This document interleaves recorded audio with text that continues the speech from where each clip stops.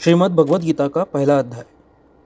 धृतराष्ट्र बोले, हे संजय, धर्मभूमि कुरुक्षेत्र में एकत्रित युद्ध की इच्छा वाले मेरे और पांडु के पुत्रों ने क्या किया? संजय बोले, उस समय राजा दुर्योधन ने व्यूहरचना युक्त पांडवों की सेना को देखकर और द्रोणाचार्य के पास जाकर यह वचन कहा, हे आचार्य, आपके बुद्धिमान शिष्य द्रुपद पुत्र धृष्टद्युम्न द्वारा व्यूहाकार खड़ी की हुई पांडुपुत्रों की इस बड़ी भारी सेना को देखिए। इस सेना में बड़े बड़े धनुषों वाले तथा युद्ध में भीम और अर्जुन के समान शूरवीर सात्यकी और विराट तथा महारथी राजा ध्रुपद, धृष्टकेतु और चेकिताना तथा बलवान काशीराज, पुरुजित, कुंतीभोज और मनुष्यों में श्रेष्ठ शैब्य, पराक्रमी युधामन्यु तथा बलवान उत्तमौजा, सुभद्रा पुत्र अभिमन्यु एवं द्रौपदी के पांचों पुत्र, ये सभी महारथी है।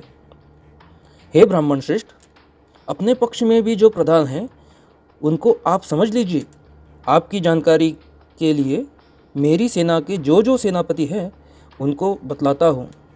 आप द्रोणाचार्य और पितामह भीष्म तथा कर्ण और संग्राम विजयी कृपाचार्य तथा वैसे ही अश्वत्थामा, विकर्ण और सोमदत्त का पुत्र भूरिश्रवा और भी मेरे लिए जीवन की आशा त्याग देने वाले बहुत से शूरवीर अनेक प्रकार के शास्त्रास्त्रों से सुसज्जित और सब के सब युद्ध में चतुर है। भीष्म पितामह द्वारा रक्षित हमारी वह सेना सब प्रकार से अजेय है और भीम द्वारा रक्षित इन लोगों की यह सेना जीतने में सुगम है। इसीलिए सब मोर्चों पर अपनी अपनी जगह स्थित रहते हुए आप लोग सभी निसंदेह भीष्म पितामह की ही सब ओर से रक्षा करें। कौरवों में वृद्ध बड़े दुर्योधन के पितामह में भीष्म ने उत्पन्न करते हुए उच्च स्वर से सिंह की दहाड़ के समान गरज कर शंख बजाया। इसके पश्चात शंख और नगारे तथा ढोल, मृदंग और नरसिंघे आदि बाजे एक साथ ही बज उठे। उनका वह शब्द बड़ा भयंकर हुआ। इसके अनंतर सफेद घोड़ों से युक्त उत्तम रथ में बैठे हुए श्री कृष्ण महाराज और अर्जुन ने भी अलौकिक शंख बजाए। श्री कृष्ण महाराज ने पांचजन्य नामक, अर्जुन ने देवदत्त नामक और भयानक कर्म वाले भीमसेन ने पौंड्र नामक महाशंख बजाया।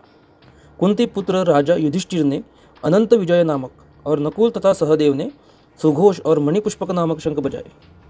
श्रेष्ठ धनुष वाले काशीराज और महारथी शिखंडी एवं धृष्टद्युम्न तथा राजा विराट और अजेय सात्यकी, राजा द्रुपद एवं द्रौपदी के पांचों पुत्र और बड़ी भुजा वाले सुभद्रा पुत्र अभिमन्यु, इन सभी ने हे राजन सब ओर से अलग अलग शंख बजाए। और उस भयानक शब्द ने आकाश और पृथ्वी को भी गूंजाते हुए धातराष्ट्रों के अर्थात आपके पक्ष वालों के हृदय विदीर्ण कर दिए।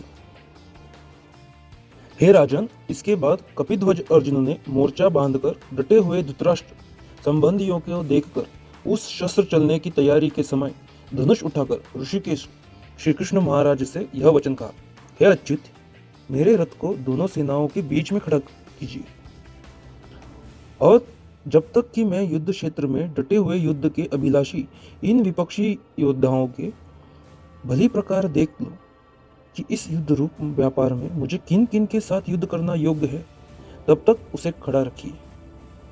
दुर्बुद्धि दुर्योधन का युद्ध में हित चाहने वाले जो ये राजा लोग इस सेना में आए हैं, इन युद्ध करने वालों को संजय बोले, देखूंगा। हे धृतराष्ट्र, अर्जुन द्वारा इस प्रकार कहे हुए महाराज श्री कृष्णचंद्र ने दोनों सेनाओं के बीच में भीष्म और द्रोणाचार्य के सामने तथा संपूर्ण राजाओं के सामने उत्तम रथ को खड़ा करके इस प्रकार कहा कि हे पार्थ, युद्ध के लिए जुटे हुए इन कौरवों को देखे। इसके बाद प्रथापुत्र अर्जुन ने उन दोनों ही सेनाओं में स्थित ताऊ चाचाओं को, दादों परदादों को, गुरुओं को, मामाओं को, भाइयों को, पुत्रों को, पौत्रों को तथा मित्रों को, ससुरों को, उन उपस्थित संपूर्ण सुईह बंधुओं को देखा। वे कुंती पुत्र अर्जुन अत्यंत करुणा से युक्त होकर शोक करते हुए यह वचन बोले,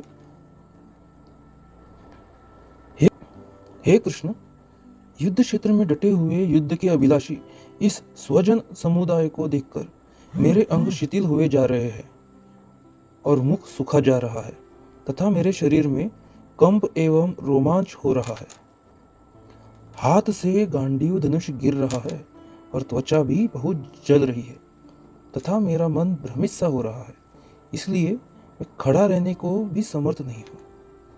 हे केशव, मैं लक्षणों तथा युद्ध में स्वजन समुदाय को मारकर कल्याण भी नहीं देखता।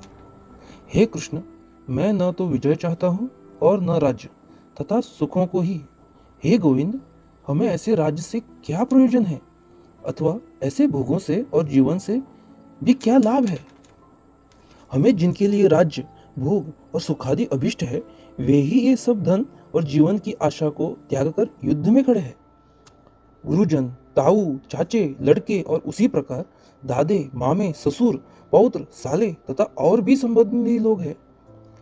हे मधुसूदन, मुझे मारने पर भी अथवा तीनों लोगों के राज्य के लिए भी मैं इन सबको मारना नहीं चाहता। फिर पृथ्वी के लिए तो कहना ही क्या है। हे जनार्दन, धृतराष्ट्र के पुत्रों को मारकर हमें क्या प्रसन्नता होगी? इन आतताइयों को मारकर तो हमें पाप ही लगेगा। अपने ही बांधव धृतराष्ट्र के पुत्रों को मारने के लिए हम योग्य नहीं है, क्योंकि अपने ही कुटुंब को मारकर हम कैसे सुखी होंगे। यद्यपि लोभ से भ्रष्टचित्त हुए ये लोग कुल के नाश से उत्पन्न दोष को और मित्रों से विरोध करने में पाप को नहीं देखते, तो भी हे जनार्दन, कुल के नाश से उत्पन्न दोष को जानने वाले हम लोगों को इस पाप से हटने के लिए क्यों नहीं विचार करना चाहिए। कुल के नाश से सनातन कुल धर्म नष्ट हो जाता है। धर्म के नाश हो जाने पर संपूर्ण कुल में पाप भी बहुत फैल जाता है। हे कृष्ण, पाप के अधिक बढ़ जाने से कुल की स्त्रियां अत्यंत दूषित हो जाने पर हे वर्ण संकर उत्पन्न होता है। वर्ण संकर कुल घातियों को और कुल को नरक में ले जाने के लिए ही होता है। लुप्त हुई पिंड और जल की क्रिया वाले अर्थात श्राद्ध और तर्पण से वंचित इनके पितर लोग भी अधोगति को प्राप्त होते हैं।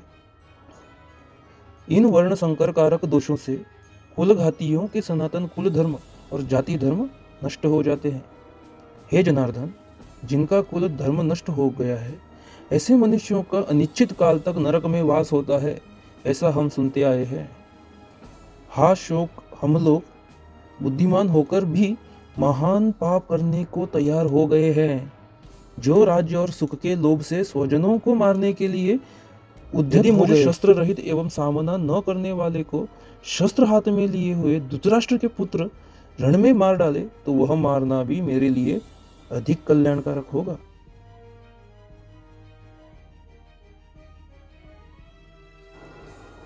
संजय बोले, रणभूमि में शोक से उद्विग्न मन वाले अर्जुन इस प्रकार कहकर बाण सहित धनुष को त्याग कर रथ के पिछले भाग में बैठ गए। भगवत गीता का पहला अध्याय समाप्त।